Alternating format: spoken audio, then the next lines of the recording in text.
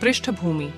अजीत पवार के निधन के बाद राजनीतिक खालीपन। महाराष्ट्र की राजनीति में आकस्मिक और बड़ी घटना तब हुई जब राज्य के उप मुख्यमंत्री और एनसीपी नेता अजीत पवार का 28 जनवरी 2026 को विमान हादसे में निधन हो गया। इस अप्रत्याशित घटना ने राज्य की सियासी तस्वीर को अचानक बदल दिया और सत्ता के समीकरणों को हिलाकर रख दिया। अजीत पवार लंबे समय से महाराष्ट्र की राजनीति में सत्ता के केंद्र में रहे हैं और उनकी भूमिका उप मुख्यमंत्री के अलावा राज्य और राष्ट्रीय स्तर पर एनसीपी के प्रभावशाली नेता के रूप में भी रही है।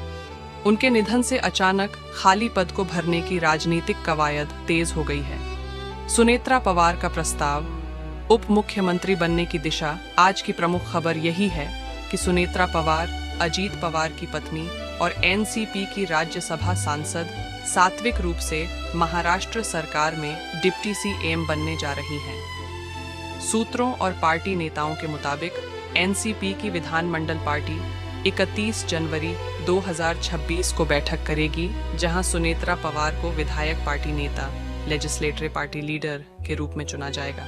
इसके बाद वह महाराष्ट्र की उप मुख्यमंत्री के रूप में शपथ लेंगी। आज शाम 5 बजे समय रिपोर्टों के अनुसार शपथ संपन्न होने की संभावना है। अगर यह शपथ होती है तो सुनेत्रा पवार पहली महिला डिप्टी चीफ मिनिस्टर बनेंगी। यह महाराष्ट्र की राजनीतिक इतिहास में भी एक बड़ा मोड़ होगा। पार्टी और सियासी समर्थन। सुनेत्रा पवार को पार्टी के अंदर प्रतिक्रिया मिली है। एनसीपी के वरिष्ठ नेताओं जैसे प्रफुल्ल पटेल, छगन भुजबल, धनंजय मुंडे और सुनील तटकरे ने अजीत पवार के निधन के बाद पार्टी कार्यकर्ताओं के बीच सुनेत्रा का नाम आगे रखा। महाराष्ट्र के मुख्यमंत्री देवेंद्र फडणवीस बीजेपी ने भी कहा है कि भाजपा एनसीपी के नेतृत्व द्वारा किए गए निर्णय का समर्थन करेगी। ऐसा माना जा रहा है कि एनसीपी विधायकों का समर्थन सुनेत्रा के नाम पर अधिकतर है, जिससे पार्टी में स्थिरता और संतुलन बना रहेगा।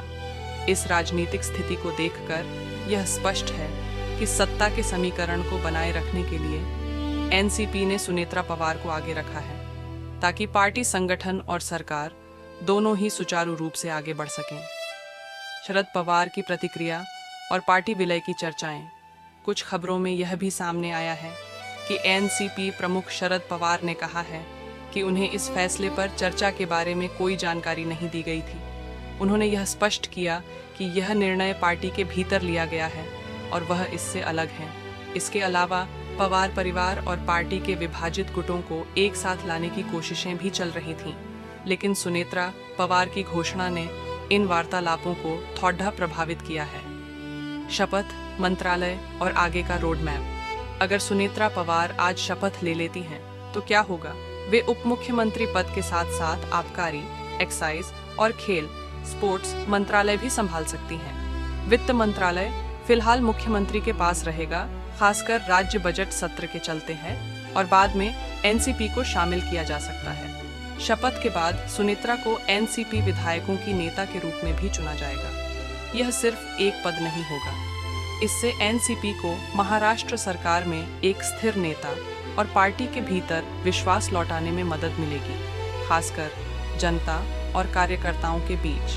राजनीति के अर्थ और व्यापक प्रभाव। सुनेत्रा पवार का नाम न केवल ऐतिहासिक है कि महाराष्ट्र में पहली महिला डिप्टी सीएम बनने जा रही है, बल्कि यह राजनीतिक संदेश भी देता है कि पार्टी में नेतृत्व परिवर्तन भावनात्मक संकट के बावजूद सत्ता की इच्छा को दर्शाता है। एनसीपी महायुति गठबंधन के अंदर स्थिरता बनाए रखना चाहता है। विपक्ष और विपक्षी पार्टियों को भी इस फैसले को लेकर प्रतिक्रिया देनी है। खासकर शरद पवार की प्रतिक्रिया के बाद